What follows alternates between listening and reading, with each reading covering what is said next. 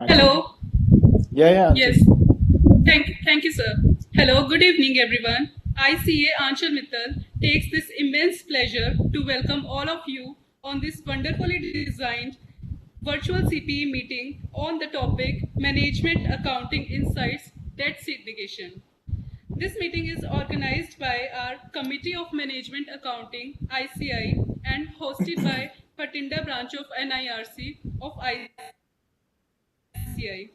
It's a pleasure to welcome all of you. We have with us none other than CA Charanjot Singh Nanda sir, and also we have with us Yogesh Kumar sir, who is the CEO of Chief Financial Officer of Premier Alcobeb Private Limited, and we have with us Eminent Speaker Mr.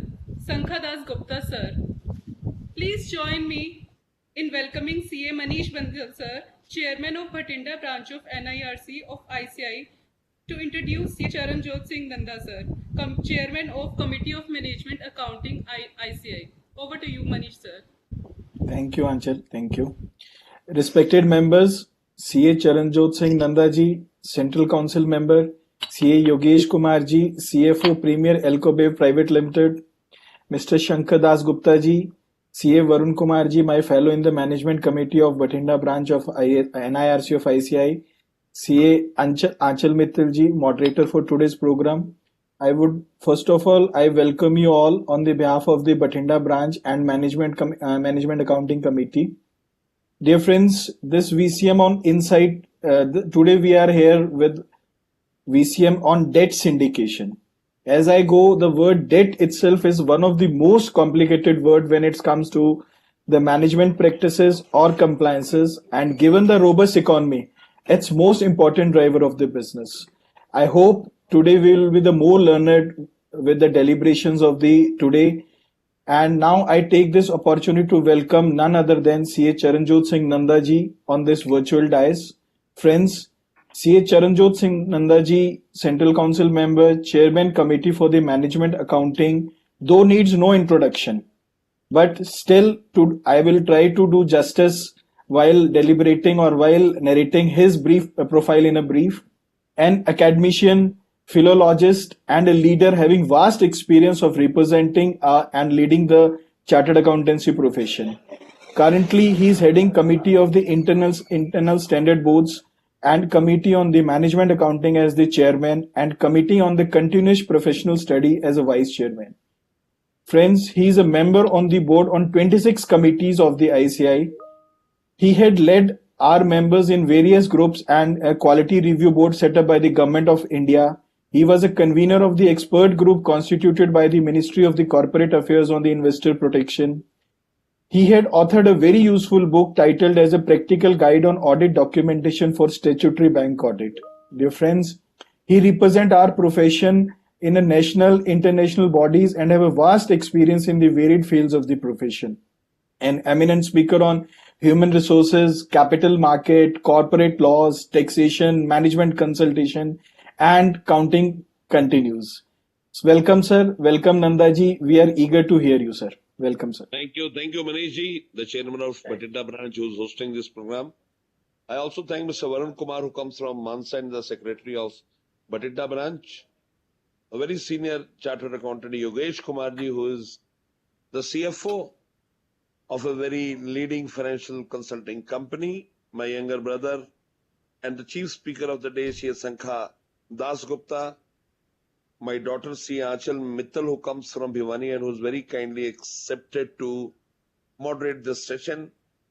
Office, Dr. Surinder Pal and Gyanji, and all who have come here to go home on a night. And ladies and gentlemen, I extend my warm welcome to all of you. And I want to tell you, very importantly, I would request all who are not speaking to kindly put your systems on mute so that the voice will not echo. So ladies and gentlemen, you are all well aware that our profession is a great profession. The Institute of Chartered Accountants of India was set up by Act of Parliament way back on 1st July 1949. And the pertinent question that arises is what prompted the Constituent Assembly to set up an Institute of Chartered Accountants of India when its own democratic setup was not in place? The answer is very candid, very simple, very forthcoming. They were looking for a disciplined band of soldiers to steer this country out of confusion. Ladies and gentlemen, we are people who have a different chemistry. We are people who do not only do attest function as accorded by the parliament, we do lot in non-attest functions. Debt syndication in itself is a great area whereby chartered accountants help the companies, the chartered accountants help the people, the entities who want to raise fund in order to create value and worth by servicing the clients. Ladies and gentlemen, I am very happy for all those people who have come here, and I am reminded of a couplet which says, "Manzil mil hi jayegi, thoda bhatakkar hi sahi. मंजिल मिल ही जाएगी थोड़ा भटककर ही सही गुमराह तो वो है जो घरों से निकले ही नहीं." All those who are tuned today, who are people who are totally aware of the fact that now we have to move from attest to non-attest. My dear professional brothers and sisters, this profession is now having a paradigm shift with the pandemic coming in, with work from home. Now more impetus is being given into new age practice areas, and to name a few, technology is one of those major areas. Apart from technology, you can get involved into networking, you can get involved into outsourcing services, even forensic, internal audit, training services have lot to their credit. So ladies and gentlemen, we all have to work in sync to create value. I'm very happy that Shankaji, since he qualified, he had a great impetus to resonate the feeling that chartered accountants could add value by way of their consulting in finance area. I have seen him as a young chartered accountant. Now he has grown up, he's very senior now. But as a young chartered accountant, he had the passion to ensure that financial sector is ultimately exhibited in a fact that all people start understanding and start taking the benefit of the finances. I remember when finances was scarce, at that time also he was very keen to help the corporates who had great business ideas, who had great business plans and blueprints to ultimately realize them their dreams and jobs. With the entire economy, if it flourishes, not only the economy shall benefit, not only the nation shall benefit, the chartered accountants would be a great community which shall benefit at a larger perspective. Ladies and gentlemen, you all are well aware that this economy is ultimately resting on the shoulder of chartered accountants. I want to tell you one very good news, that now we Indians are totally attuned and loved by the world internationally. India has become the back office of the entire world. Gurgaon has been adjudged as the best outsourcing city of the world. So ladies and gentlemen, if we understand the basic system and symptoms how we have to work, financial services in itself have a great impetus. Financial services in itself are now driving corporates to call for more and more chartered accountants to be on their board, to be employed by them, or to be working with them as consultants, so that they're able to very effectively put at the light platform and parlace the system which needs to be embraced so that progress is on the path. There are so many various reasons that call for chartered accountants, because we understand the cost of capital. We understand where the capital is low. We understand arbitraging, where we retire high debt funds and try to bring out funds from areas where the interest rates are low, the costs are very low. So ladies and gentlemen, I would just like to conclude by saying that now time has come when you have your traditional practice, please don't stop at it. You have to have a non-traditional outfit of yours. You have to understand that financial services, even outsourcing, even technology services, even training, which is an important facet, has to be incorporated so that all of us are able to effectively serve not only our clients, but the stakeholders, the regulators and the government. Ladies and gentlemen, the society looks upon to chartered accountants as they'll be providing great help to the country to move to the path of progress. I'm very emotional today when I'm saying here, because today is my last program of this year. You're all aware that from 1st September, the election code of ethics will come. So next Friday, we'll have a program, but your brother will not be there. Your friend will not be there to give the welcome address, to give the keynote address. And therefore, today I have tried to keep it short deliberately. I want to keep it very cool, very clear, and want to understand that these programs will go on with in a high gear, even if I'm not there. I'll be at the backstage, finding good faculties, very passionately searching great areas where we could always dwell, but I will not be on the forescreen. I will not come on the screen because the code of ethics prohibits me from coming. So, ladies and gentlemen, wishing a great future to this program, which will be held every Friday.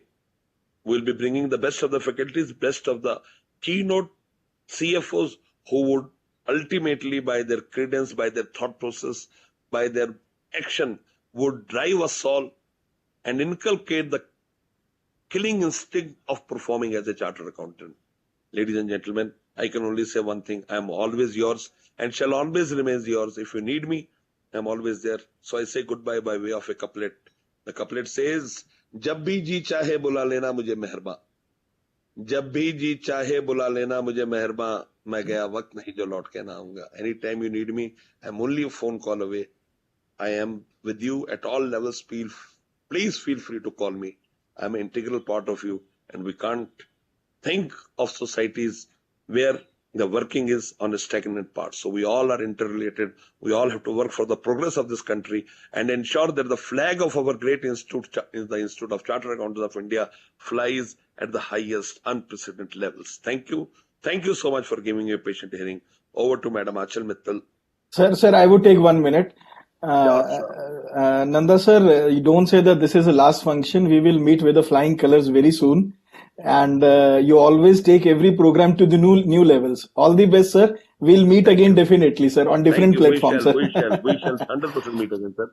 God is great, kite magnanimous. Thank you. Over to Achal. Thank you.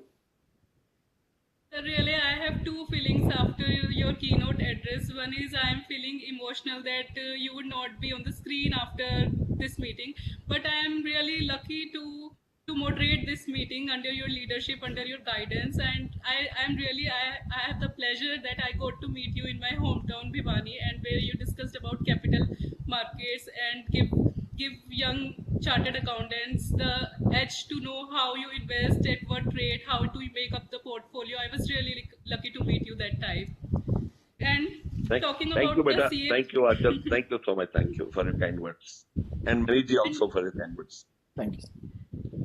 And talking about the CA profession, yes, as you rightly said, financial sector is the backbone of all other professions, and now we chartered accountants are not sticking to just accounting, taxation, audit. We are broadening our horizon. Now we are learning about the new technologies, new areas. I myself is trying to learn new macros, technology areas, which is kind of very different from chartered accountancy profession. But we know, okay, we can do this, and we will be fruitful to our nation, and we will give something in return to the society and economy.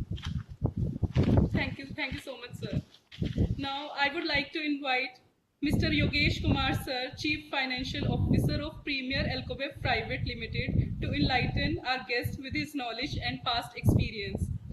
I would like to introduce Yogesh Kumar sir first, a chartered accountant with over 2 decades of experience under his belt. Yogesh sir is a senior finance professional who has worked in manufacturing and trading sectors across industries in companies like Jaguar and Luminous. He joined PAPL in 2015 and has since spearheaded the financial organization of Venture while actively performing risk assessments and control measures. From the very beginning, he has designed and deployed systems and procedures for the financial control across each process, establishing SOPs required for the startup of commercial operations. Yogesh sir has been instrumental in orchestrating business expansion projects for the company, creating end-to-end solutions that expedite approvals. He focuses on planning, setting company-wide budgets, and closely monitors the company's performance against them. In addition to managing complete operations for the company, managing business operations on behalf of the company, sir is tasked with ensuring that all the financial practices are in line with statutory regulations and legislation, along with providing auditing services to ensure completing financial monitoring. Sir completed his CA in 1989 from ICAI in New Delhi and his BCom from Ruhelkhand University, Uttar Pradesh, India in 1983. Now, talking about his hobbies, sir loves to watch cricket and with his 2 children and enjoys a game of chess to relax. Wow, sir. Really reaching to this position and never compromising with your hobbies. Like we chartered accountants need to learn so many things. Let work, do work, but never compromise with hobbies and family time. Over to you, Yogesh, sir. Thank you, Achal. My dear professional colleagues, a very good evening to all of you. Namaskar and Sat Shri Akal. It's been a pleasure for me and to speak to this august gathering of professional colleagues.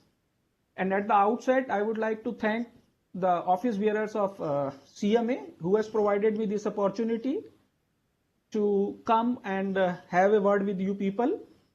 To be honest, this is my first chance to speak at this platform, but I am sure and I sincerely hope that whatever I speak will make sense to you all.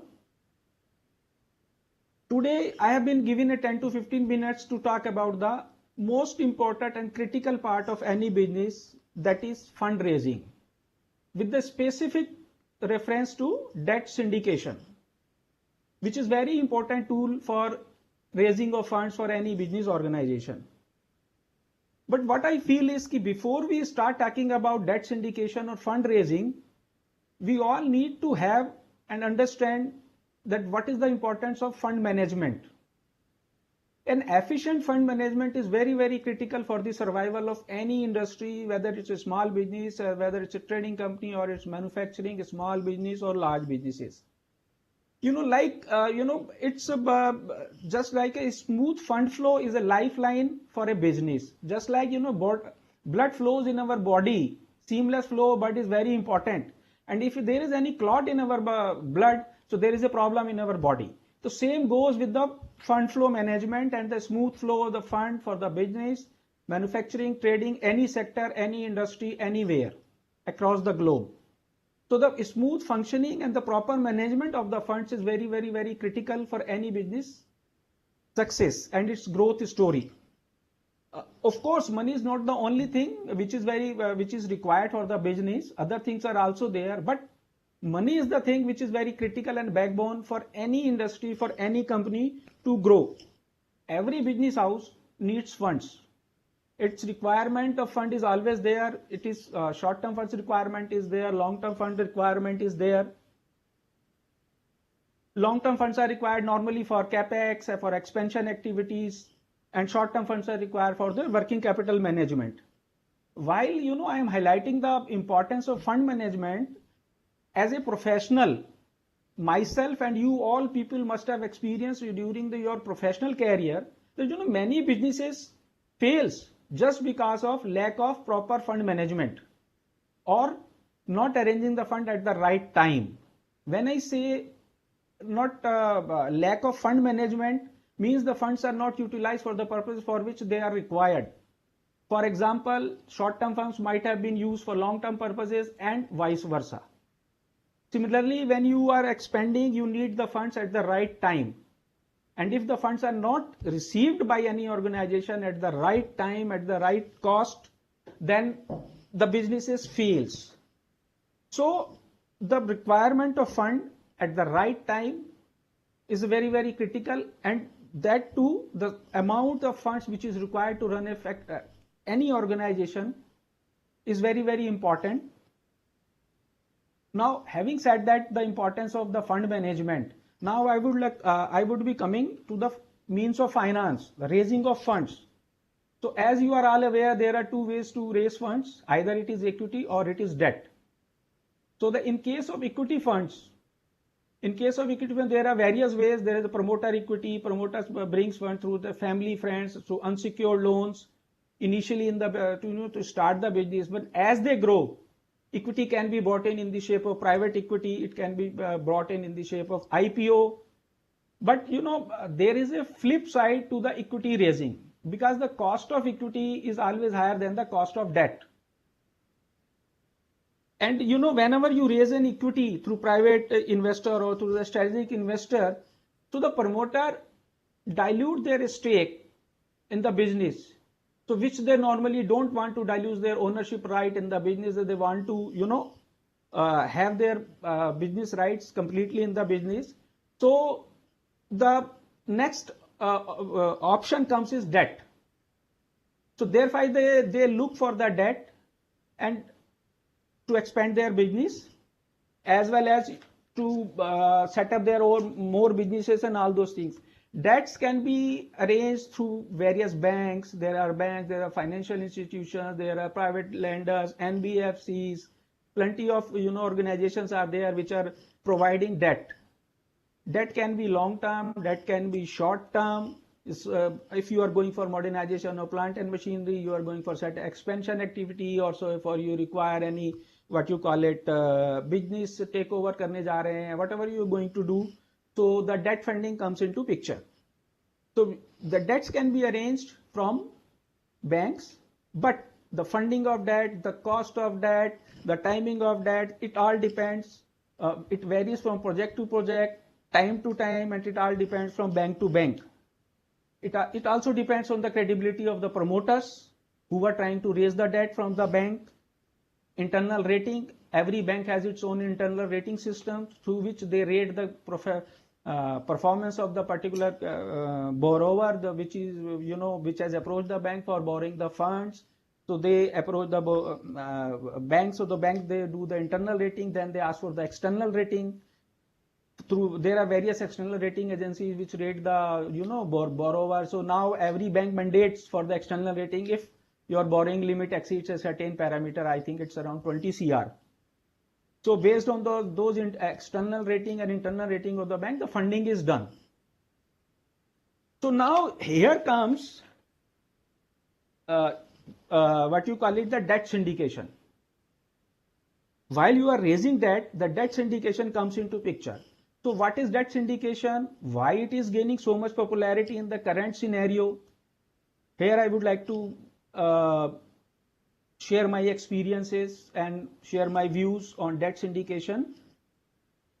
Debt syndication is nothing but arrangement of debt from various lenders to a particular borrower. Usually debt syndication term is used for arranging funds when the project is largely the loan requirement is large. It is normally used for the usually large projects. Earlier only Fortune 500 companies were using this debt syndication. They were arranging the funds through the debt syndication.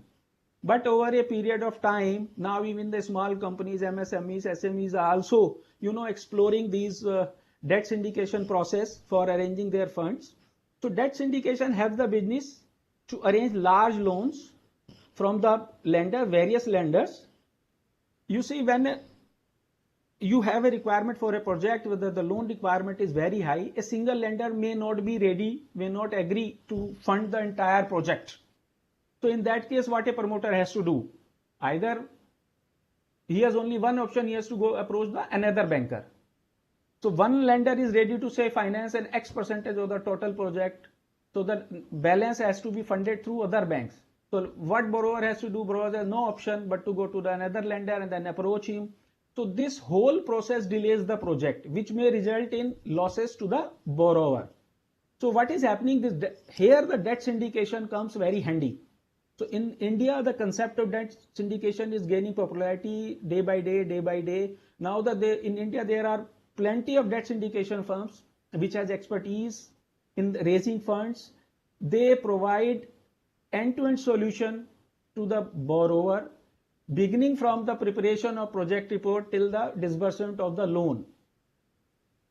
There may be promoters who may not be, so resourceful, or they may not be, skill set may not be there for them to, have a negotiation with the banks and discuss with the banks and get the loans done. So what happens? The debt syndicator it works like a bridge between the bank and the borrower. So debt syndicator has all the resources. He understands the lending norms. He understands the bank mentality. He understands which bank sanction, which banks has preference for the which sort of industries, which bank does not sanction the which industry. So debt syndicator acts, as a one-shop solution for any borrower who who is going for a large scale project, who is going to expand his business, or is going for a merger or acquisition, or is setting up another unit, or is going for the modernization and all those things. So what role that syndicator plays? That syndicator has all the expertise, whether it's legal, whether it is financial, or it is technical. So whenever you approach a bank for any loan, for any modernization, the technicalities of the project comes into picture, the viability of the project comes into the picture, whether it is technically feasible, the amount which we are spending on plant and machine, and all these banks want to validate all those things. For that, the bank asks for the TV, technical economic viability study, to be done from the outside agencies. So these debt syndicators have that capability also. They have the technical team in their offices. So they are empaneled with the banks. They provide those services of preparation of TV study. They have their legal expert who can vet the documents, who can do the documentation. They can study the legal documents and all those things. But we have to make one thing very clear: debt syndication does not guarantee loan. It doesn't mean if we have appointed a debt syndicator, the loan is guaranteed. No. The loan is sanctioned by the bank on the strength of the promoter, the strong business background of the promoter, the business model which promoter is going to present, and what are the rating that particular promoter or the borrower is having. Debt syndicator helps the promoter in arranging the fund, in structuring its fund in such a way that is the cost of borrowing also reduced to some extent, and it saves time of the borrower, who can actually concentrate on its business activity, and that syndicator works for him for all sorts of these things. Licensing work is there, legal work is there, everything. Debt syndication works for that. So for any business project, now debt syndication is slowly gaining the popularity. Earlier, only the big business houses were only availing the services of the debt syndicators. But now even the small businesses are found it easy and beneficial, so that they can approach the debt syndicator, who will arrange the funds from the bank at a rate which is a reasonable one, which saves them and saves their time, the documentation time and all those things. And he can arrange large funds also, specifically large funds from the various lenders.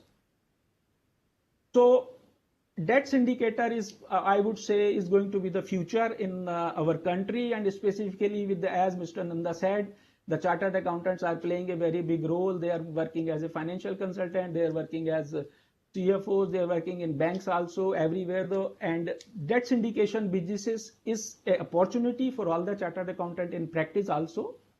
Plenty of chartered accountants are already doing this activity, and they are providing the services which is required by any borrower. And this activity is expected to rise more in future as more and more businesses are coming, startups are coming. The business is multiplying in India, so the requirement of fund is growing. So to conclude my remarks, for a long-term business prospect, India, over a period of time, India has suffered a lot due to the lack of the financing options. With the emergence of debt syndicators, it will offer viable alternate financing options in the long run, and it's going to stay. Thank you.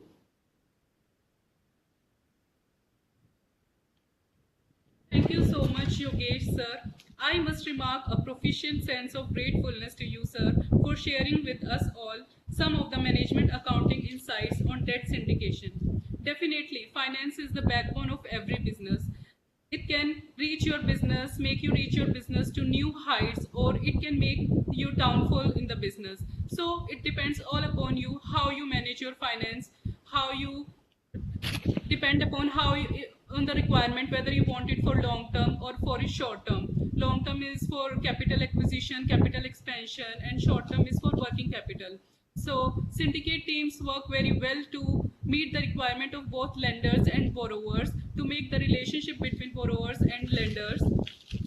So chartered accountancy profession is growing all over India, and it can make its base in debt syndication process, as Indian business finance requirement is increasing day by day as it is growing internationally. So debt syndication is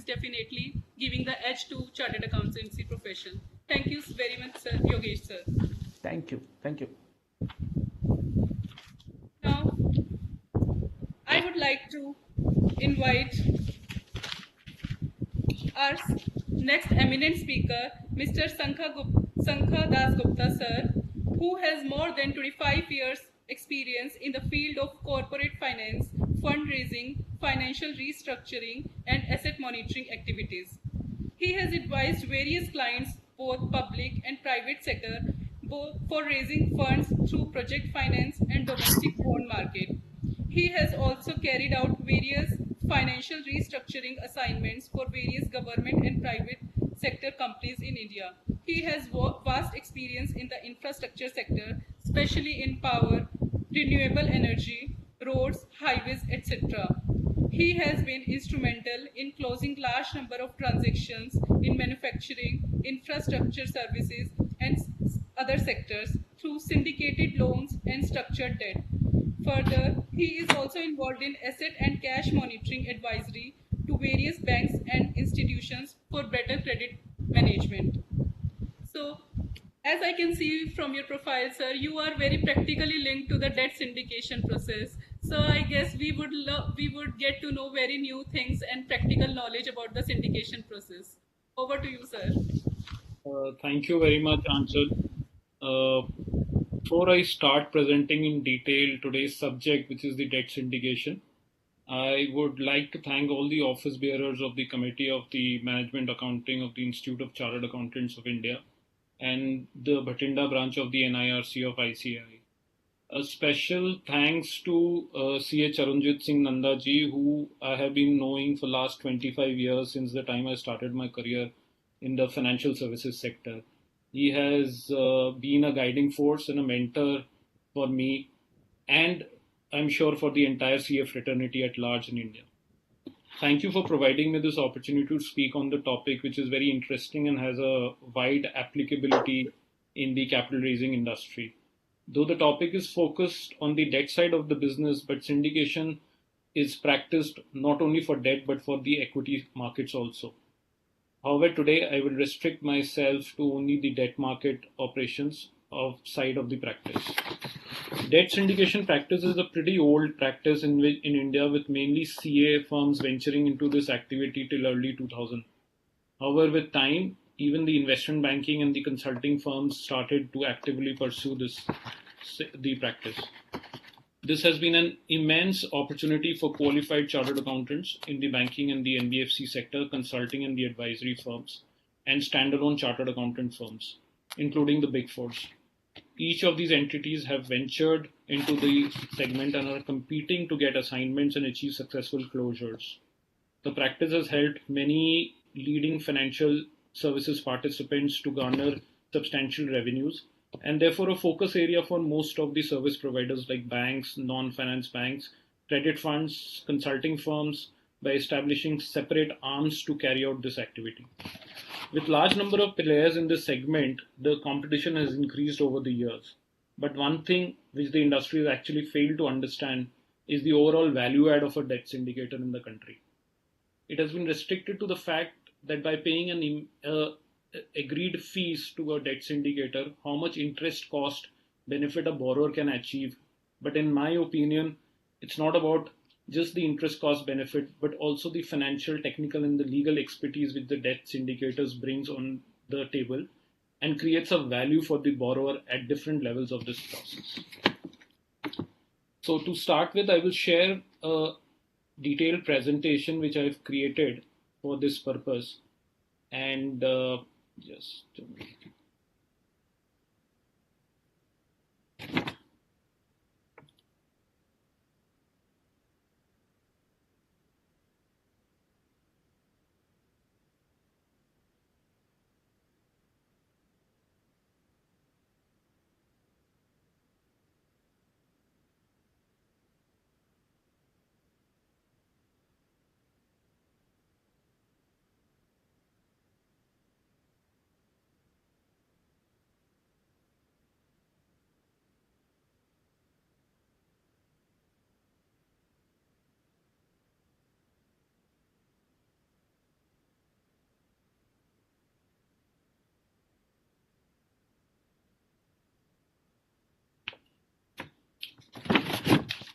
So the content of the presentation, which I want to, present at this juncture, contains a fundraising basic activities, the overview of the debt syndication process, the process and the steps in the debt syndication space, advantage to the lenders.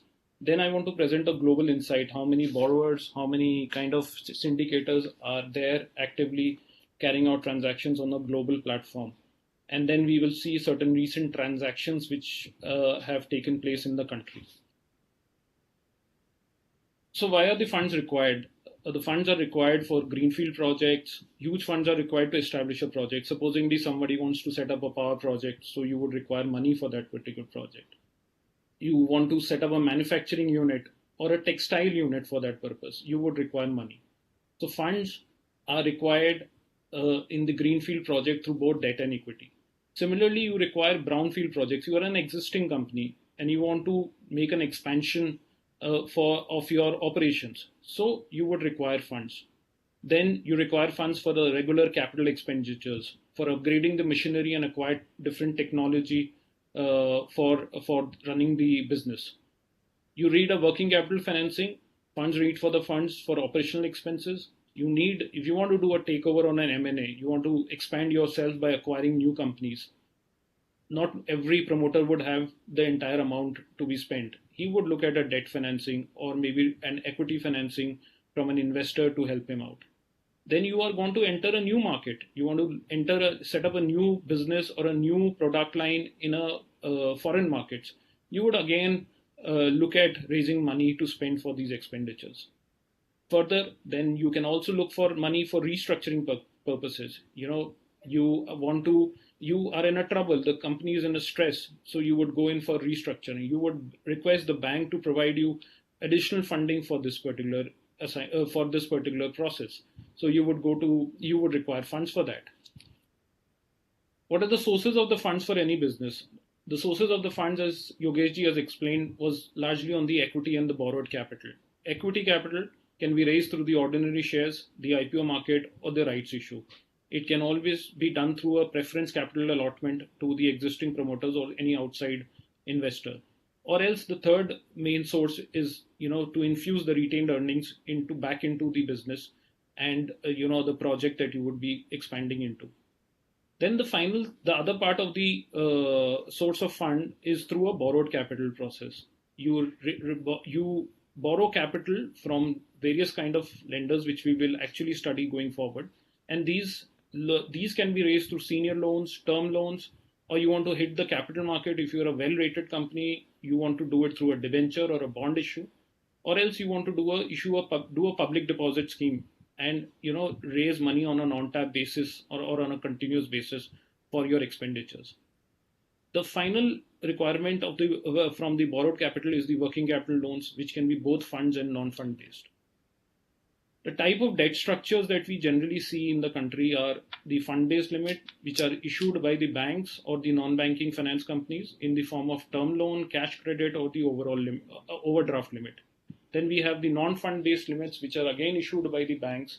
You are an exporter and you want to issue a letter of credit or a bank guarantee to your supplier or to your buyer. So you would go in and raise money through a fund-based limits. Then you have the corporate bond, which is issued by large corporates, which are rated. It can be in the form of a non-convertible bond, an investment grade bond, a high yield bond, or a foreign currency bond if you want to raise money on an overseas market, or maybe a green bond. You see a lot of renewable energy companies are now issuing green bonds in the overseas market so that they can raise capital in the domestic currency in the overseas market. Then there is a new aspect, which is the structured finance. Structured finance is largely a combination of both debt and equity. So you get money which is as debt, but they would have features which will include that of an equity. So these are high IRR borrowings, which large corporates do. This money is largely comes from either NBFCs or credit funds. Then we have the public sector companies also raising money. It's not only the private sector, but the public sector companies also raising money. So there are state level undertakings and municipalities and central level public sector companies which raise money not only from the loans, that is the conventional source of borrowing for them, but also through the capital market, which is the bonds. So they may issue a fixed rate bond or a floating rate bond. Money market instruments, these are short-term instruments which the corporate raise. They can be through treasury bills, commercial papers, or CDs, which are certificates of deposits. Type of debt providers that we have in the country. So the entire gamut of the debt providers is basically divided into 6 categories. You have the banks, you have the NBFCs, you have the credit funds, the private lenders, the microfinancing institutions, and then the stress funds. Each have their own requirement and own sector or segment to raise, provide, lend money for their businesses. Usually the IRRs on certain segments are on the higher side, but I think the most cost-effective source is the domestic banks because they have large access to domestic money from their saving and the current accounts which are available with them. Now we come to the second part of this presentation, which includes the debt syndication overview. What is a debt syndication? Debt syndication involves a process in which a syndicator brings together a group of lenders funding various portions of the loan to a single borrower. A syndicated loan is a structured product that needs to be arranged and administered effectively. Debt syndication, if done properly, is a very specialized task, which is usually done by a third party or a consulting merchant banking firm, and even a bank itself, since there are a number of lending parties involved. As mentioned earlier, debt syndication was more a job which was done by chartered accountant firms or merchant banking firms which were registered with the SEBI. But as time has passed, now the banks, the public sector banks, the foreign banks have also got into this particular field in the domestic market. The advantage that these guys have is that they can lend huge amount of money from their own balance sheet. So they can take a balance sheet exposure, which most of the CA firms or the consulting firms or the merchant banking firms are not ready to take. The process requires not only a financial expertise, but also a technical and legal expertise for the consulting or for any debt syndicator. Debt syndication usually involves large amount of fundraising for bigger projects. Debt syndication services. So under a debt syndication service, what do? You raise term loan, you raise project financing, you raise unsecured loans, you raise money for financial restructuring, you would raise money through the non-fund based limit also. And finally, you can also do an external commercial borrowing for your client. The debt syndication services is largely divided into 2 parts. One is the advisory part of it, and the other is the fundraising services. And we will delve on the 2 parts in our future slides. Debt syndication in India. Initially, the syndication solutions were used by small companies which raised money from public financial institutions like erstwhile IDBI, ICAI, and presently IFCI. Thereafter came the public sector companies and the established business group which required huge amount of money for their projects. However, over the past few years, large corporations regularly seek syndicated loans through the process of debt syndication for meeting public expenses and working capital financing from both domestic and international loans and capital markets. Syndicated debt products are used to finance project companies in various sectors.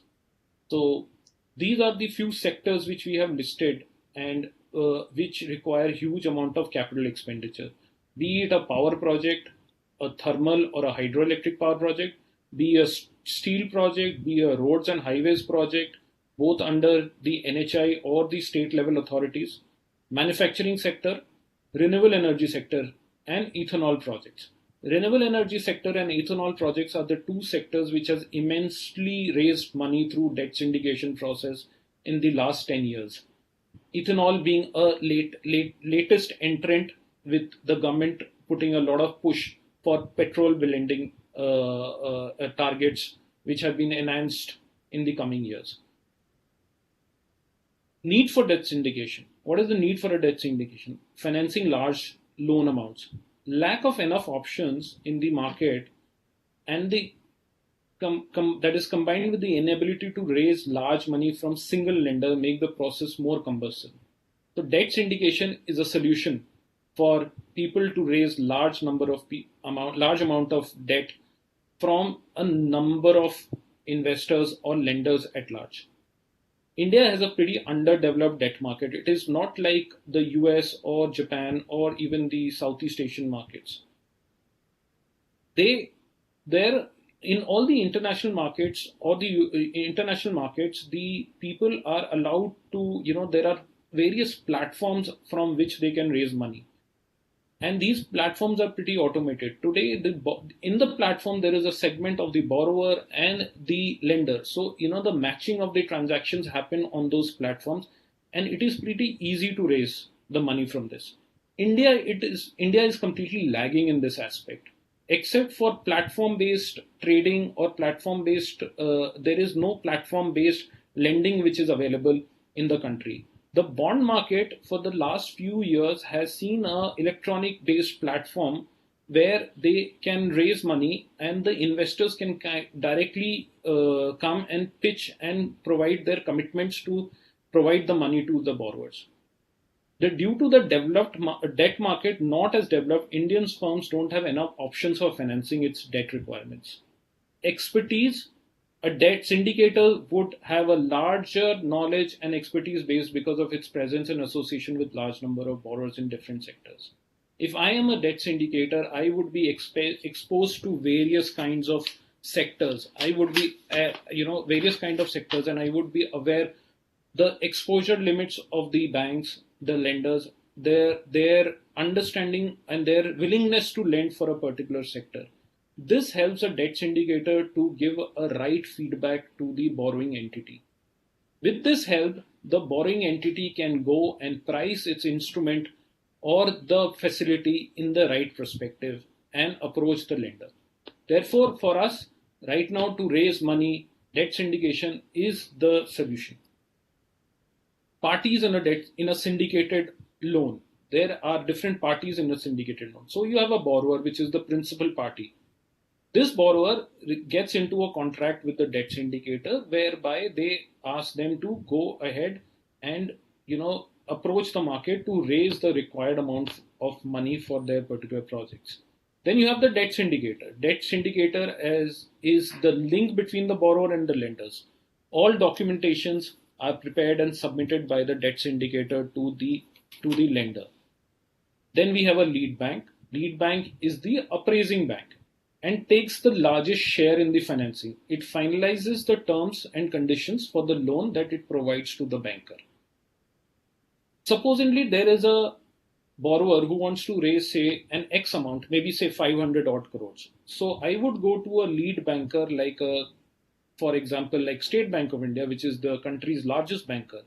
He would agree to appraise the project and take a small portion of that particular loan amount, say about 100 or 150 crores. But the remaining 350 crores has still to be raised. So I would approach to other participating bankers and ask them to participate in this particular loan. Then we have a trustee. Trustee is the person who holds the responsibility for the perfection of the security and holds all the security documents on behalf of the lenders. In the event of any default, the trustee is responsible for enforcing the security under the instructions from the lenders. Then there are other parties like lender appointed legal lender counsel, you have a lender independent engineer, and then you have a lender financial advisor. All these parties are appointed by the lead lender to finalize and monitor the documentation and the progress of the project from legal, technical, and financial standpoint. So giving an illustration, ABC Limited is a leading player in the steel industry in India, approaches its lead bank for a 1,000 crore rupee loan for expansion outside India. The lead bank expresses its inability to finance such a big loan and proposes to participate with a lower amount and syndicate the balance amount, loan amount through syndication of loans. Then we have the fundraising aspect. The lead bank sanctions a loan amount to ABC Limited for his portion and assists in the syndication process, which is further explained step by step in my following slides. So the third portion of this presentation, we will discuss about the process and the steps. So the debt syndication has generally 7 steps. It starts with an initial step. Then we have the DPR and the TV study. Then we have identification and approaching the lenders, appraisal and sanction stage of the lead bank, tie up with the balance lenders, documentation and disbursements. The initial stage. What happens in the initial stage? A syndicator, based on various alerts and references, will identify a prospective client which requires money or funds to be raised for its project. Before any formal discussion with the borrower, a detailed study by the debt syndicator is carried out on the sector's strength and the weakness, the credit rating of the borrower, and the profile of the main promoters of the borrowing entity. Approach the client to discuss the fundraising opportunity and discuss a probable strategy for raising the required funds and present the options available to the borrower to raise cost-effective financing. Maybe the promoter or the borrowing entity is so strong that I can take the entity to an international market and raise possibly a foreign currency loan for him, which can be much cheaper than what the domestic rates are. The fourth step is to finalize the commercial terms of engagement between the borrower and the debt syndicator. For doing a specialized scope of work, you would charge a fees. This fees can be charged on a milestone-based process or can be on success. Then we take initial documents from the client and start preparing an initial flyer with which we approach the lender fraternity at large. The second step in a debt syndication is the preparation of the DPR and the TEV study. For every project, there is a requirement for preparation of a detailed project report, which entails the technical details of the project or the expansion to be undertaken by the borrower.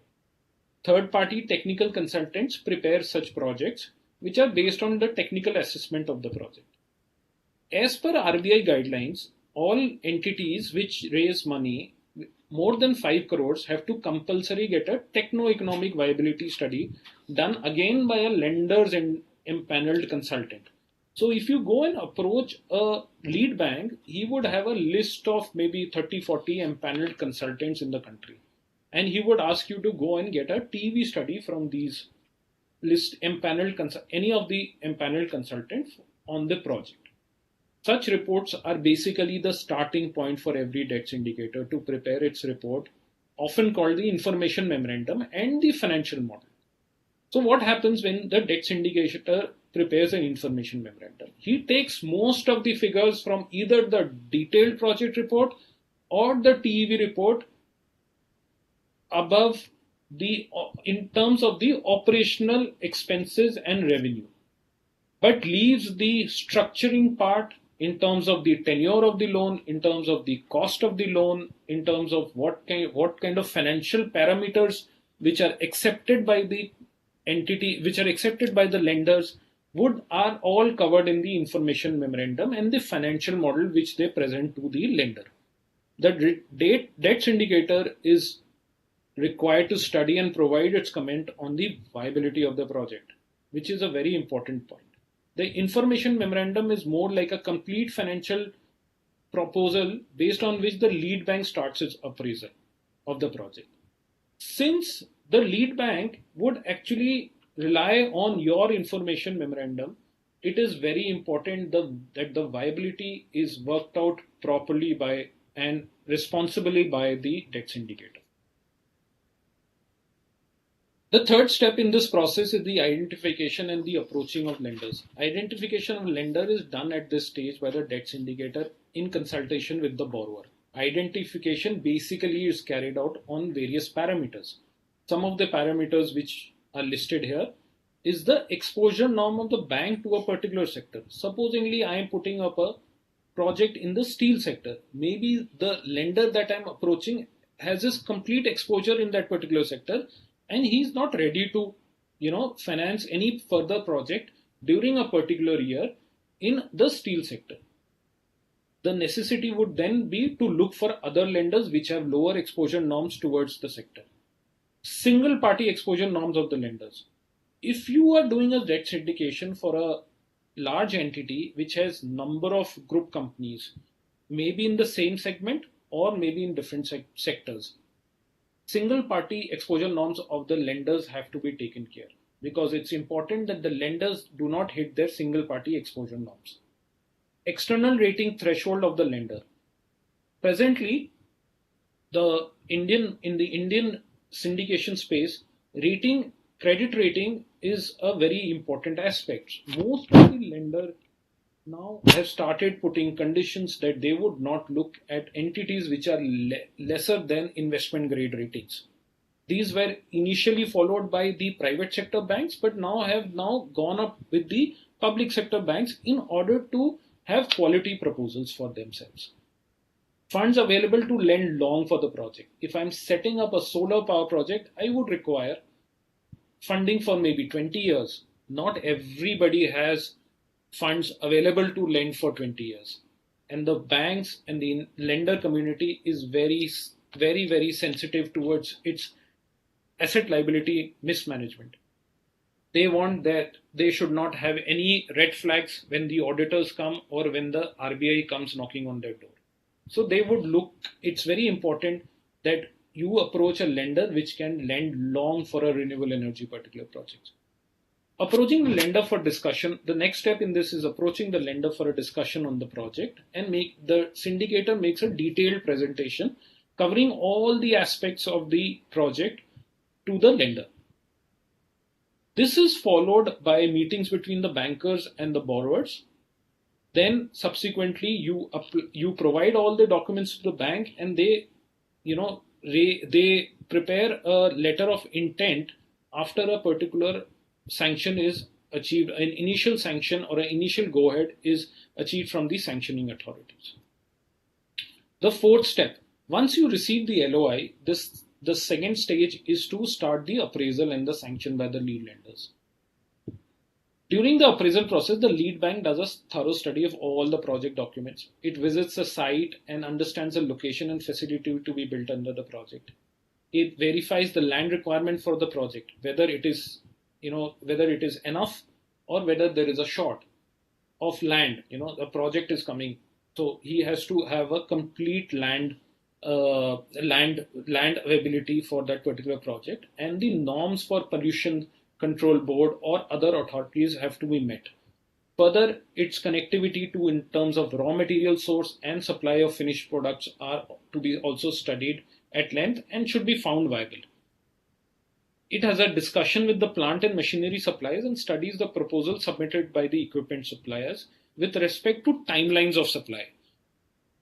Recently we have been seeing that, as I was telling you earlier, that there was a huge spurt of projects which are coming in the ethanol sector. And there are about 4 or 5 main plant and machinery equipment suppliers in the country. And they have been flooded with orders. So for any lender, it is important to assess that whether the equipment supplier would be able to supply the machinery on time. And if he fails to do that, what could be the liquidated damage for the delay in supply? A peer group analysis is also done in this process on both technical and financial parameters. In a particular sector, there will be many players. There would be certain established players, there would be certain new players. So the new players' parameters in terms of whatever projections or whatever plan it has made, business plan it has made, has to be in line with the market trends. It cannot be offline, the market trends. During this process, the security package structure is also finalized by the lead bank, and a bank approved valuer carries out a detailed valuation of the same based on certain parameters. This is a very extensive process, and after completion, a draft term sheet is basically issued to the borrower for his discussion and consent. Once the same is finalized, the proposal is put up to the sanction authority for a final sanction. Now, the fifth step in this process is that, we get the final sanction from the lead lender, and the syndicator would then request the lead bank to provide a copy of the appraisal report to the identified other lenders. The debt syndicator would then make presentation and assist the borrowers to make discussion with other lenders for their sanction. Based on the final sanction letter and the appraisal note of the lead bank, the other lenders approach their respective sanctioning authority for final sanction, which are generally in line with the final sanction. This point is very important over here, that as a practice, they would take the appraisal report of the lead bank and then approach their final sanction. As a debt syndicator, it is our responsibility and a moral obligation to tell and inform each and every lender to satisfy themselves and not rely only on the lead bank's appraisal report. If they have queries, if they have suggestions and improvements, they can be, inculcated and put in places wherever required. Once all sanctions are available with the common terms and conditions as stipulated by the lead lender, the process of financial closure is initiated by the banks. The sixth stage is the documentation. Each sanction letter has two kinds of conditions, namely, there are pre-commitment conditions to be fulfilled by the borrower before a loan agreement is signed, and there are pre-disbursement conditions which are to be fulfilled by the borrower before the disbursement is taken.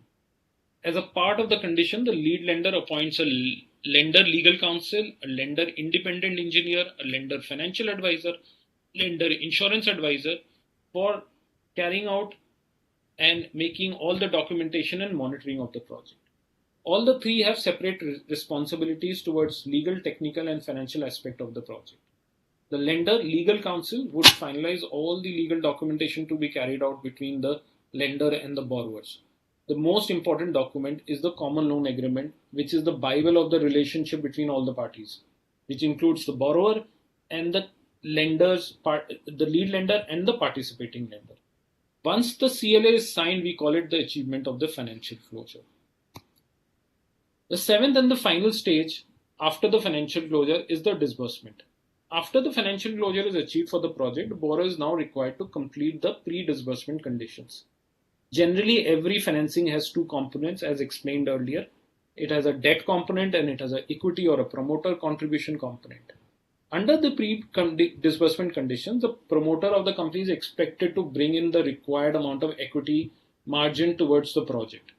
Once that is done and certain other clearances are completed, the banks provides a disbursement to the project or the company.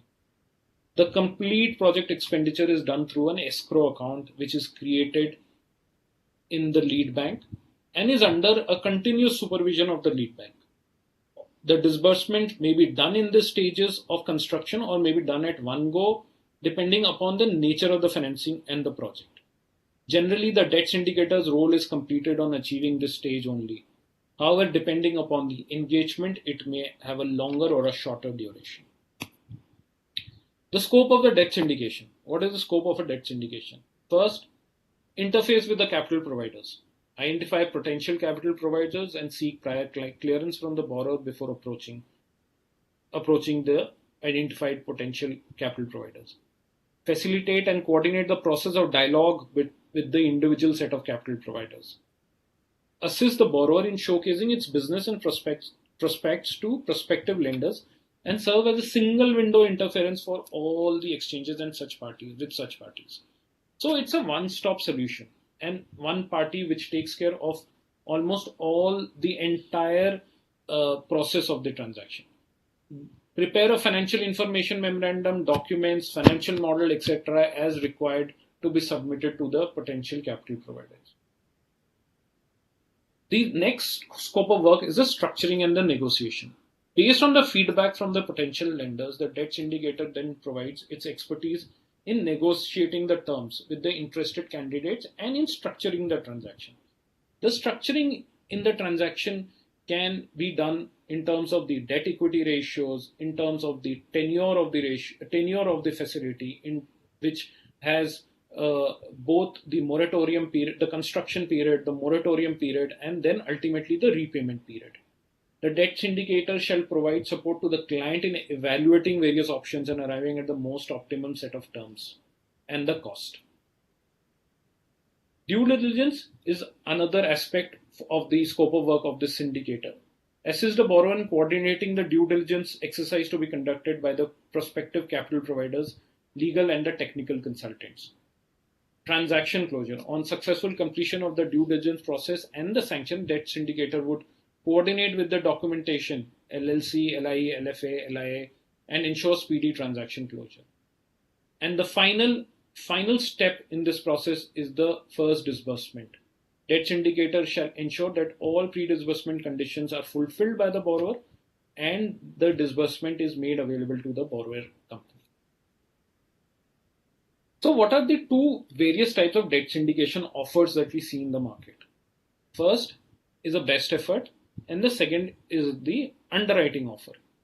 Best effort, when the debt syndicator doesn't commit any amount but provides a soft commitment to raise the funds. I remember Yogesh ji saying that appointing a debt syndicator does not mean that the funds will be made available. He's absolutely correct. This only happens when the offer is on a best effort basis. But we have another aspect of the offer, a syndication offer, which is the underwritten offer.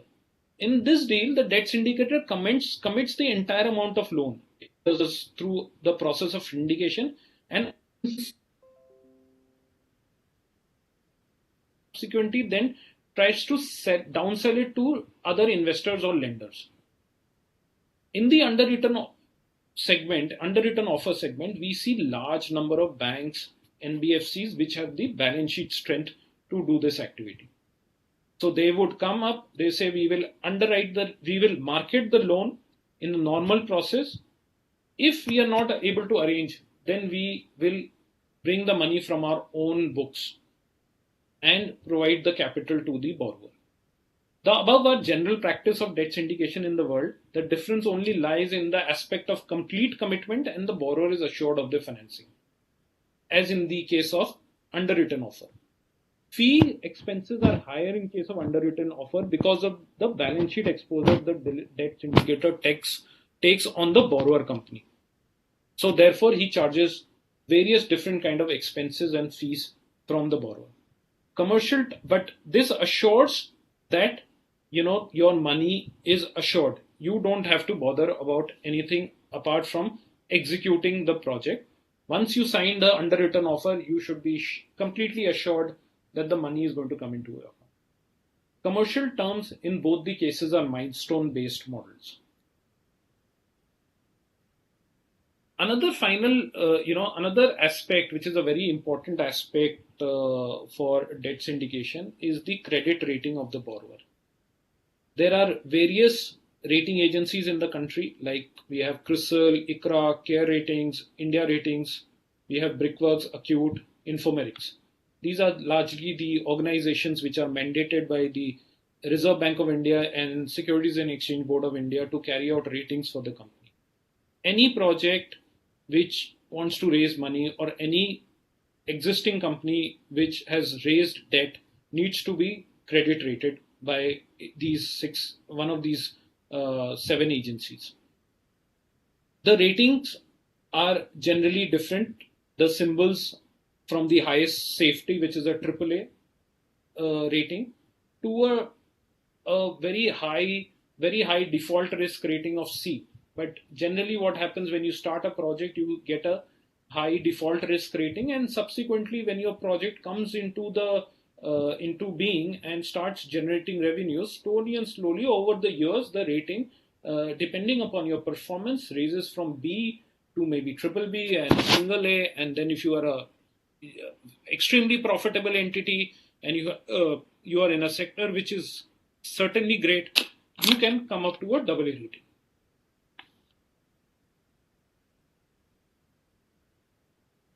What are the advantages of debt syndication for the borrower? With a dedicated debt syndicator, the borrower's burden is completely reduced. He need not bother about anything. He needs to only provide the documents.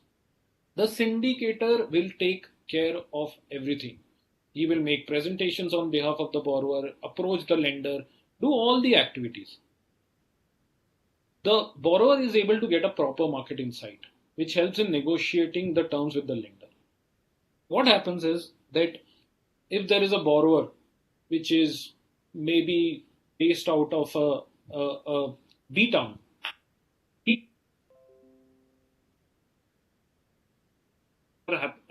currently happening across the country for different kind of borrower segments or different kind of sectors. Debt syndicator brings in his value addition on this by giving him the right insight, which helps him to negotiate the terms with the lenders. The third advantage for the borrower is to expand its reach. As I told you, if a person sitting in maybe Lucknow or maybe other smaller towns, maybe not able to reach to various kind of lenders, a debt syndicator can bridge this gap. He can take him to various kind of lenders which are there in the entire market and approach with the project. Borrower can reach both domestic and international lenders through the process. There can be international investment bankers who are available in the country who do this activity. They not only have expertise in the domestic market, but can also take the borrower into the international market because of their maybe international presence or maybe of their relationship with international lenders. What is the advantage to the lender? For the lender, it increases the customer reach.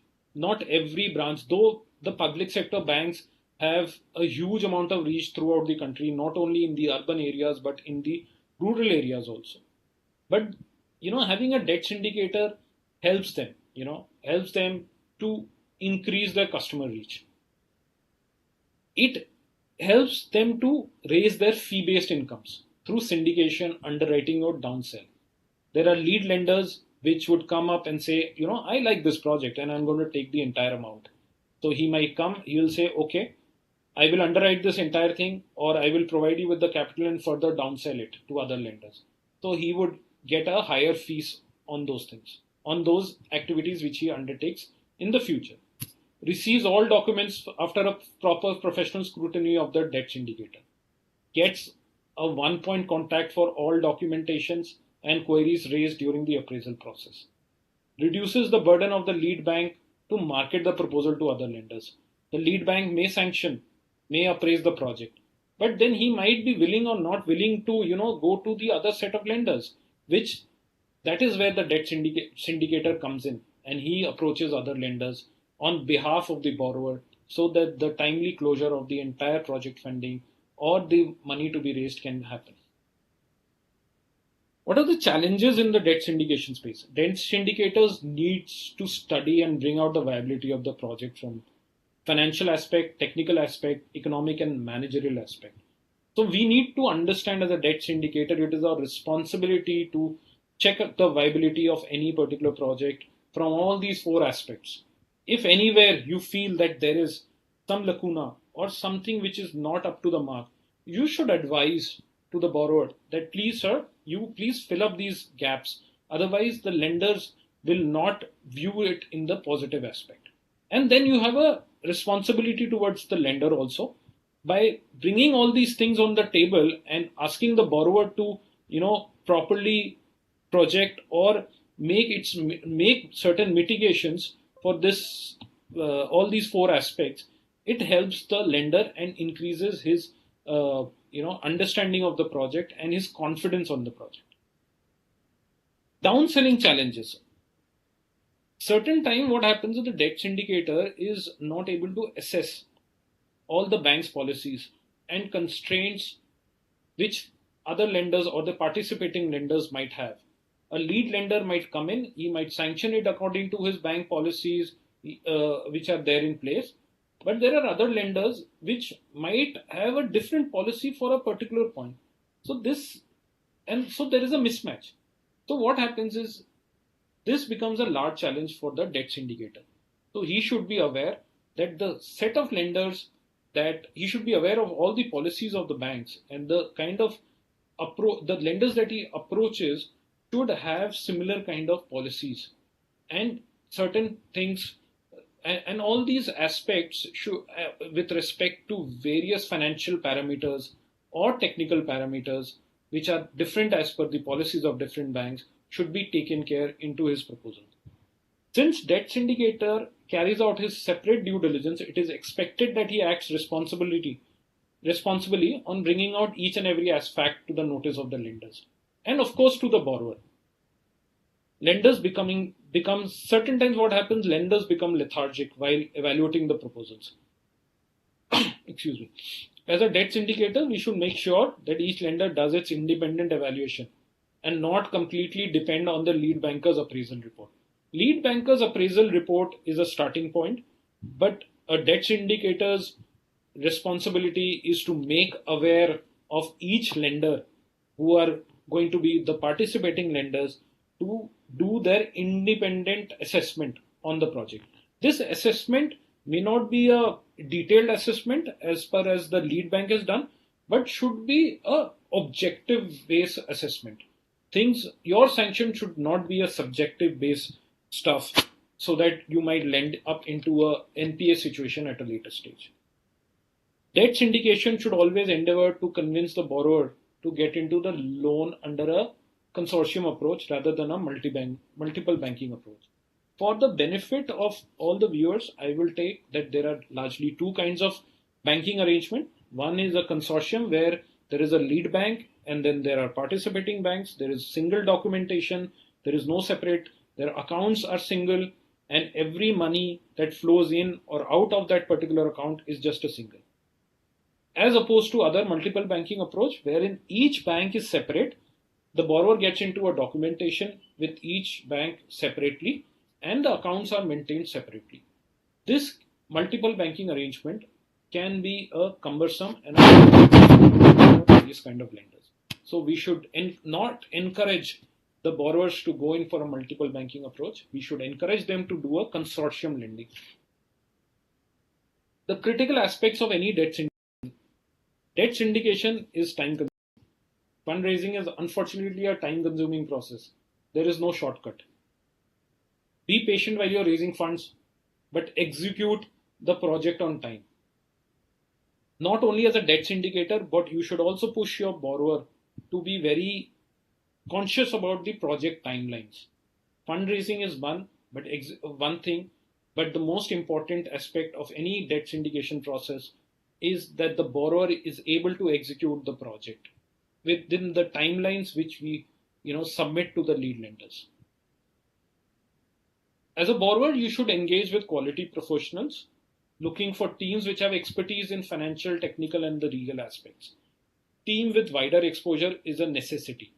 You should not look at teams which have, local experience. You should look at teams which have larger, broad exposure to different kind of sectors, different kind of lendings, so that they can give you a right and objectful suggestions for doing this financial project. Finally, which most of us don't even pay heed, is the ethics and the responsibility which is associated with the debt syndication.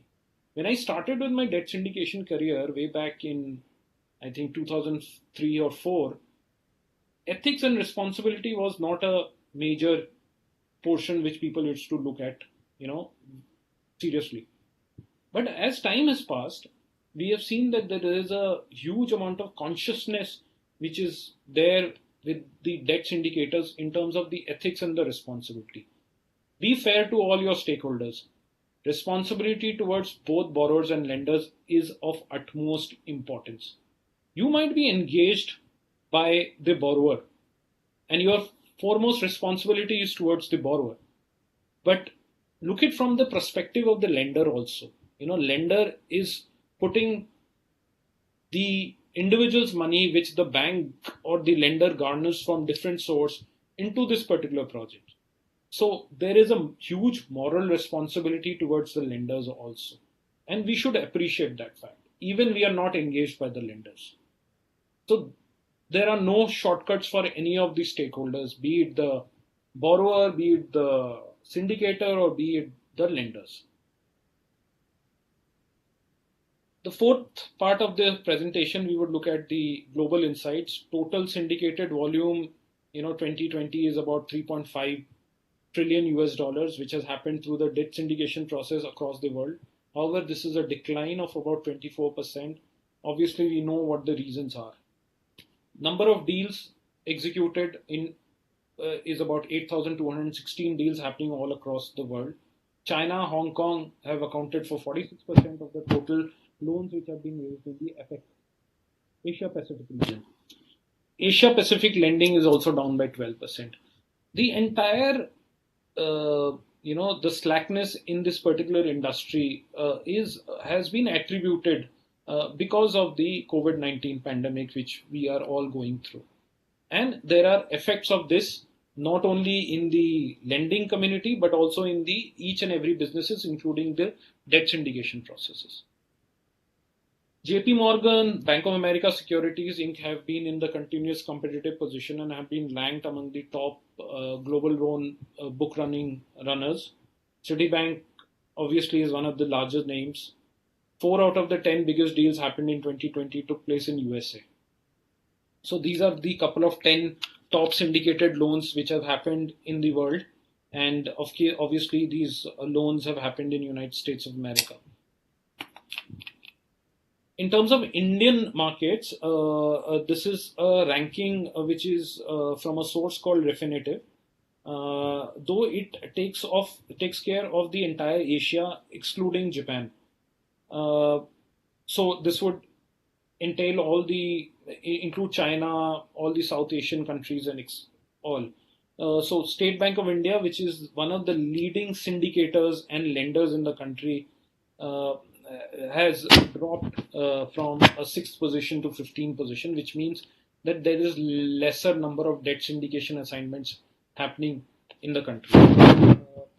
In the leading mandated ranges, ranking dropped from 9 to 6 for State Bank of India. So if you look at the top 22 leading mandated arrangers in the world, or maybe in the Asia, State Bank of India is the only bank which is there among the top 22. But obviously there are foreign banks which have branches in India and have branches across the world. They feature since they do larger number of transactions overseas.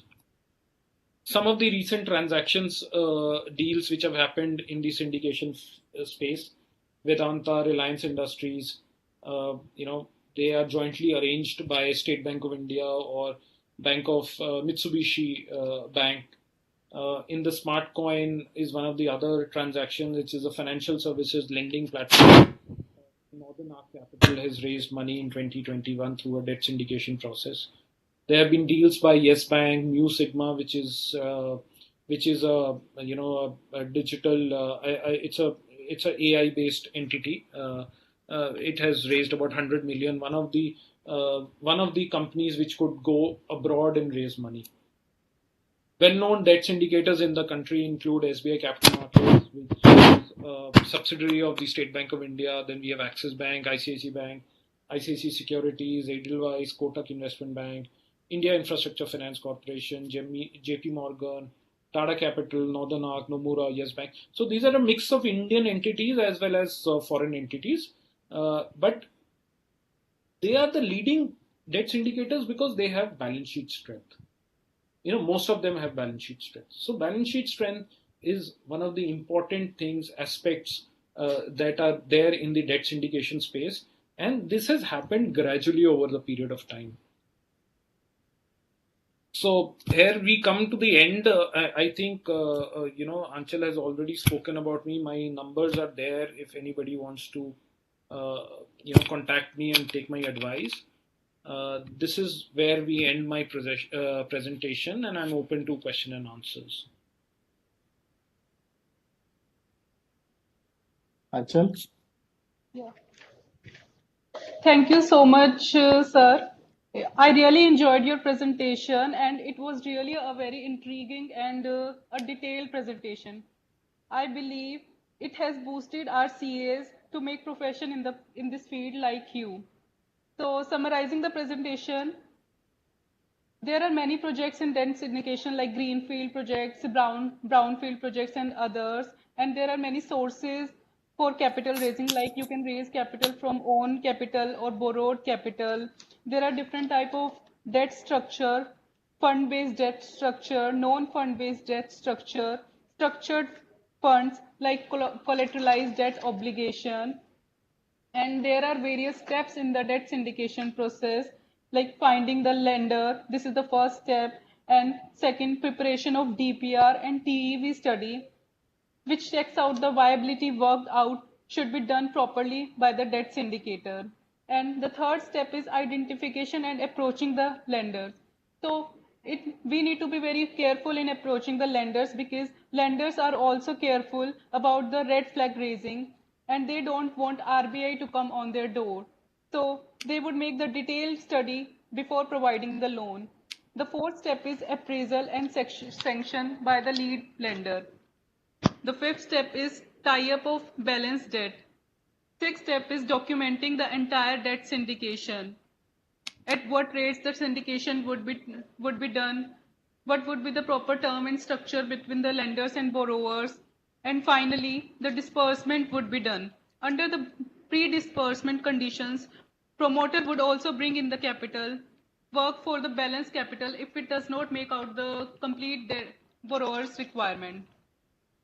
And there are different type of debt syndications loan, best efforts and underwritten offer. In the best efforts type of debt syndication, debt syndicator does not commit any amount but provide the self commitment that it would make up for the borrower's requirement. But under the underwritten offer, there is a complete commitment by the debt syndicator that it would work for the balance loan if lenders does not come up with the complete loan as per the requirement of the borrower.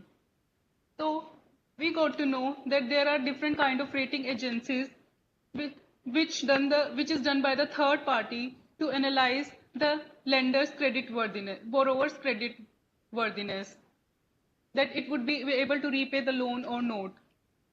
There are different advantages of the debt syndication process to both the borrowers and the lenders.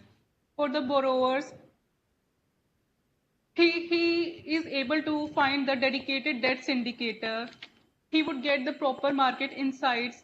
He would expand his reach among lenders. He would reach the domestic and international markets. And for lender, it would increase the customer reach for the lender, higher fees based on the lead lender, receive documentation after proper professional security. There are also many challenges in the debt syndication process, like financial, technical, economic, managerial aspect and downselling aspects. And there are some critical aspects also in the debt syndication process, like it is a very time consuming process because detailed study is done about both the borrower and lender, and various credit trading agencies are also involved, and we need to employ quality professionals who will look for teams which have expertise in financial, technical and legal aspects. Teams with wider exposure will always be helpful, and we need to be very careful about the ethics and responsibility involved in the entire process. I am very delightful to say that JP Morgan Chase Bank is in a competitive position which is ranking 1 in the global syndication process.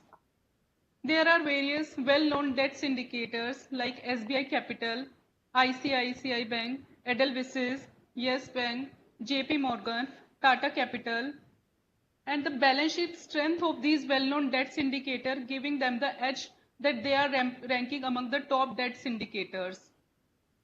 Thank you so much for your detailed presentation, sir. Now is the time for question and answer session. As we have with us such great speakers, we should not lose out this opportunity to get as many information from our speakers as we can. So everyone here, every member is invited to ask question and answers from our speakers. Achal, do you have access to the question answer portal of the members? We have a question from Rahul Bhansali. Will debt syndication process helps in the quality of loans provided by the bank?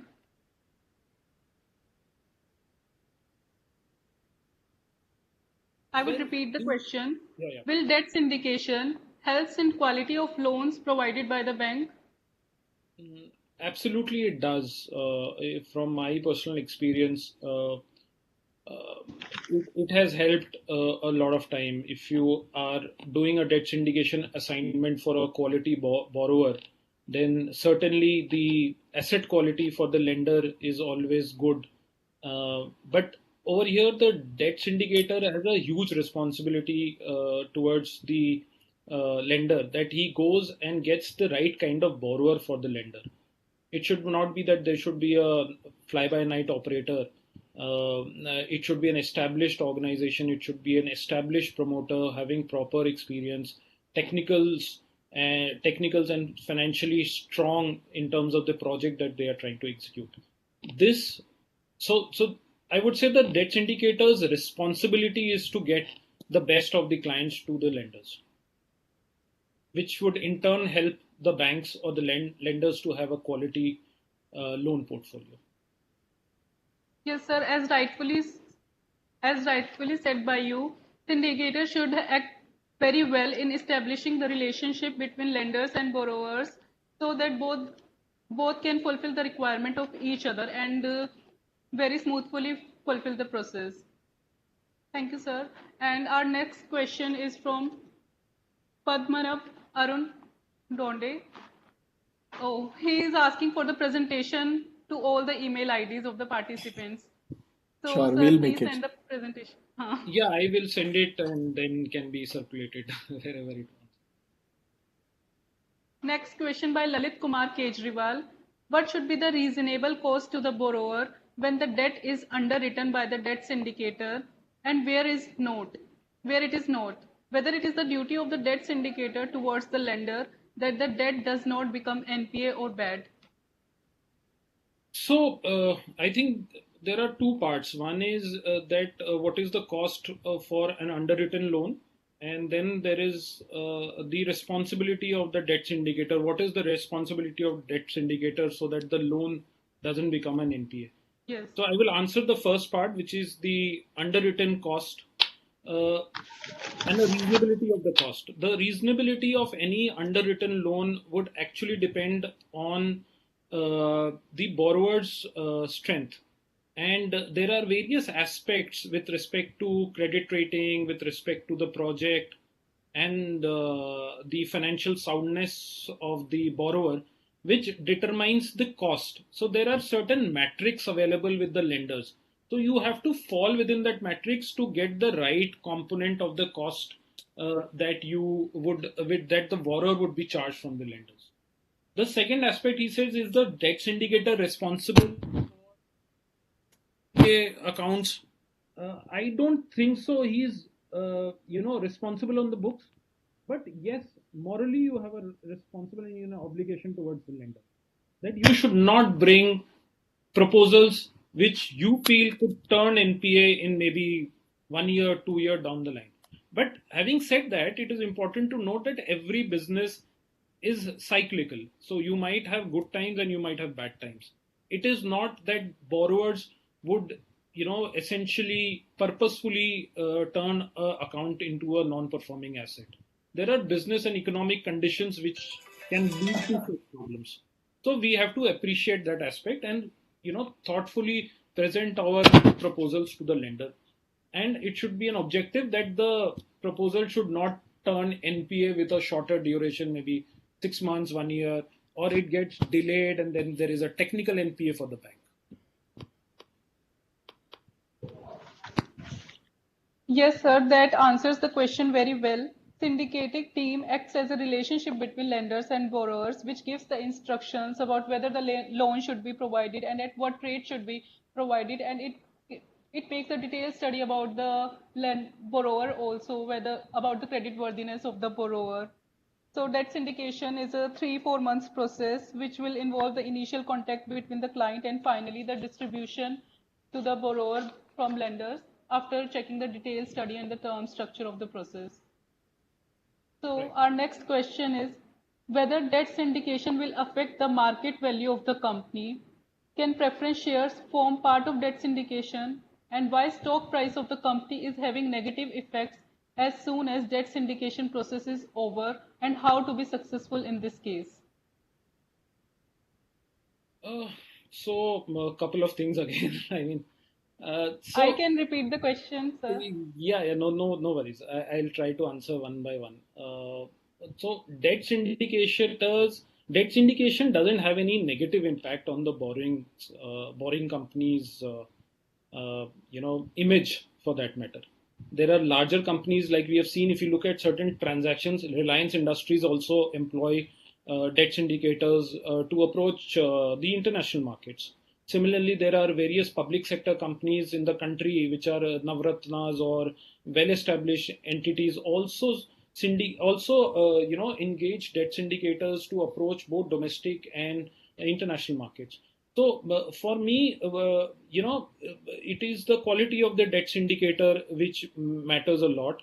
And provided you are doing your work with the right professional integrity, I don't think so any borrower's image gets affected by employing any debt syndicator.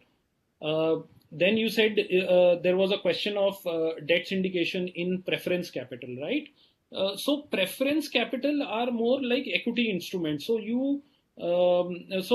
syndication is something which happens in the equity capital market also. It is not only aspect of the debt market.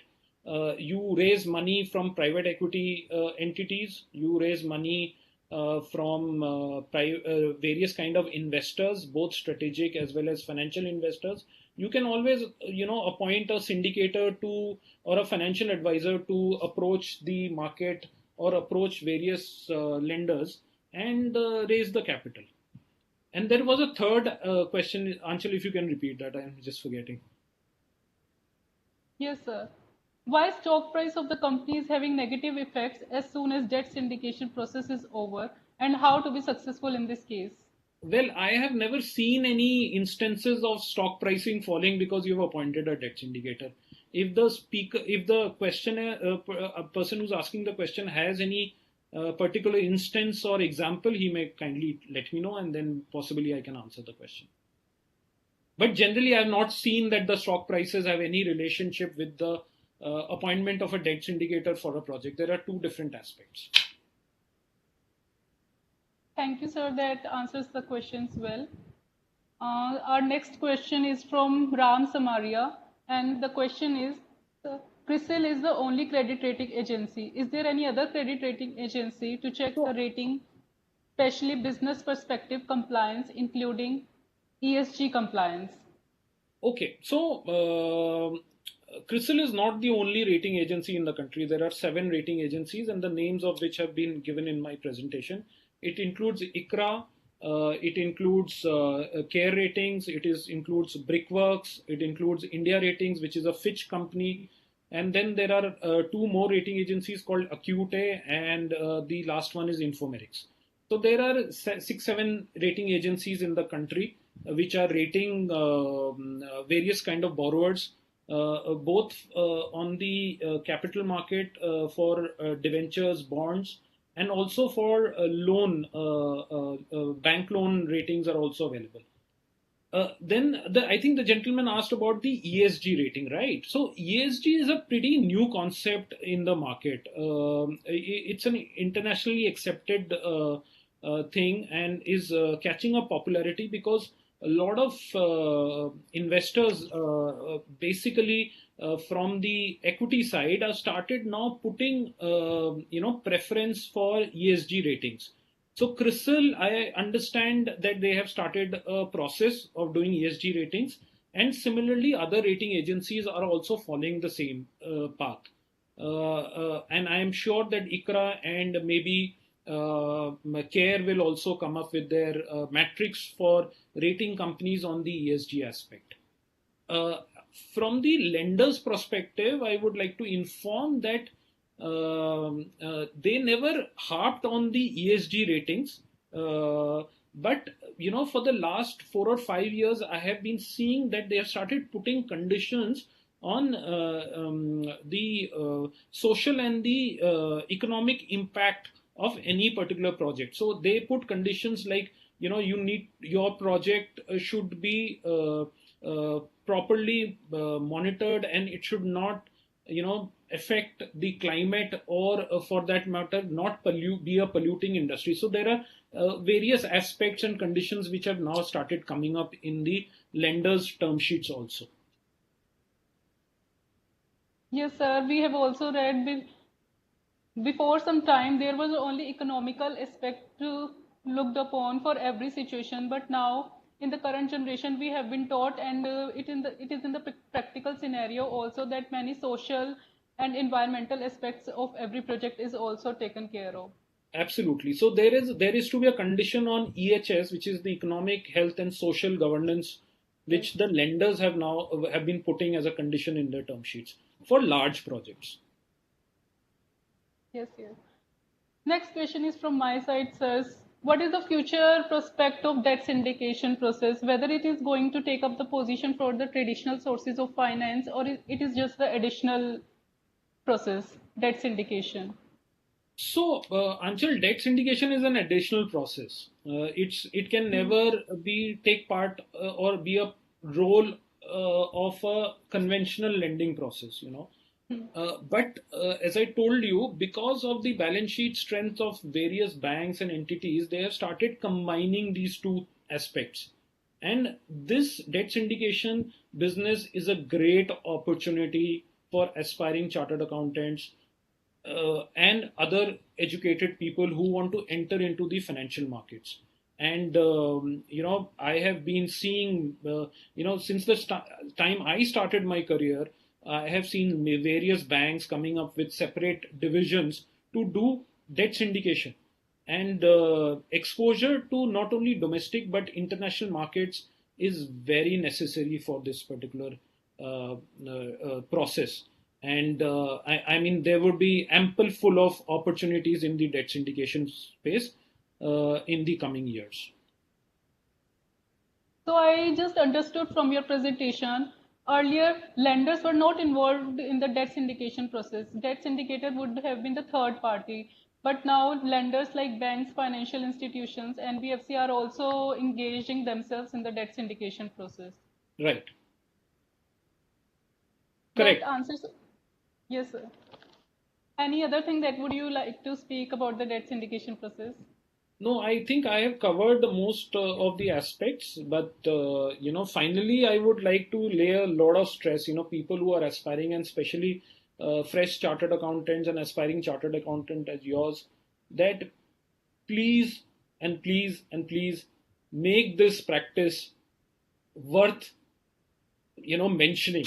I mean, there has been a lot of bad mouthing about this practice over the last 7-8 years or 10 years.